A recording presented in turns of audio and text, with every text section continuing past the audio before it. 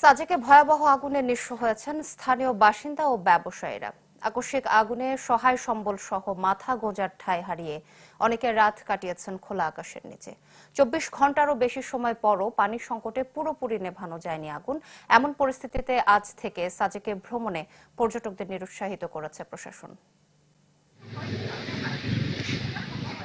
সাজেকে ভোরের আলো ফোটার পর সোমবারের ভয়াবহ আগুনে পুড়ে ছাই হওয়া বসতবাড়ি ও ব্যবসা প্রতিষ্ঠানের স্মৃতিচিহ্ন খুঁজছেন লালথাঙ্গা।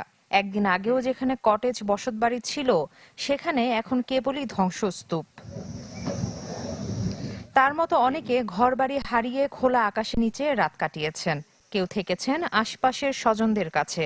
সাজেকে হঠাৎ এমন আগুনে হতভম্ব হয়ে কিছুই রক্ষা করতে পারেনি অনেকে। আগে ও প্রথম পড়ে গেছে, আবার এসে পড়ি না, এখন না পড়ে গেছে।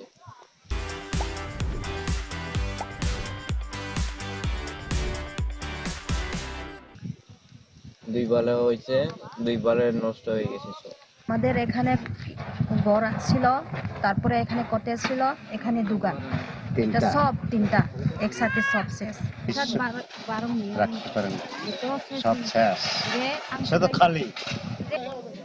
মেঘ পাহাড়ের রাজ্য সাজেকে যারা জীবিকার তাগিদে ব্যবসা করতে এসেছিলেন তাদের অনেকে এখন নিঃস্ব। আবার উঠে দাঁড়াতে সহযোগিতার পাশাপাশি চান এ ঘটনার সুষ্ঠু তদন্ত। দ্রুত ক্ষতিগ্রস্তদের মানবিক সহায়তা দিতে কর্তৃপক্ষের হস্তক্ষেপ চান স্থানীয় জনপ্রতিনিধি।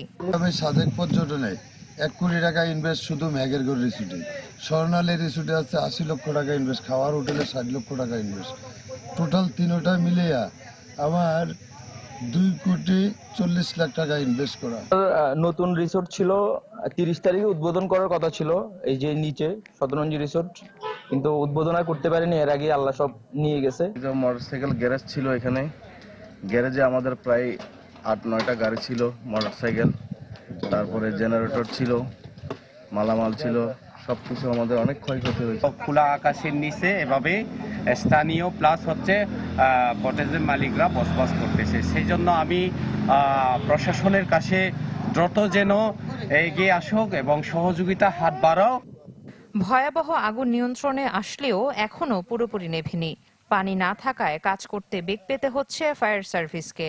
মঙ্গলবার সকালেও থেমে থেমে আগুন দেখা যাচ্ছিল বিভিন্ন দিকে, যা ছড়াচ্ছিল বাতাসে। বিকেল নাগাদ আমরা মূল আগুনটা আমরা নিয়ন্ত্রণ করেছি, কিন্তু আমাদের ড্যাম্পিং ডাউন, অর্থাৎ আগুনের টিনগুলো সরিয়ে নিচে যে আগুনগুলো থাকে এগুলো আমরা রাত্রে সম্পূর্ণরূপে নির্বাপন করেছি।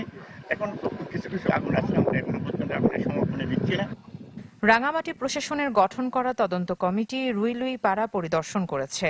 সর্বনাশা এই আগুনে 34টি রিসোর্ট কটেজ, 60টি রেস্টুরেন্ট, 20টি দোকান ও 35টি বসতঘর পুড়ে ছাই হয়েছে। Desk report, channel 24।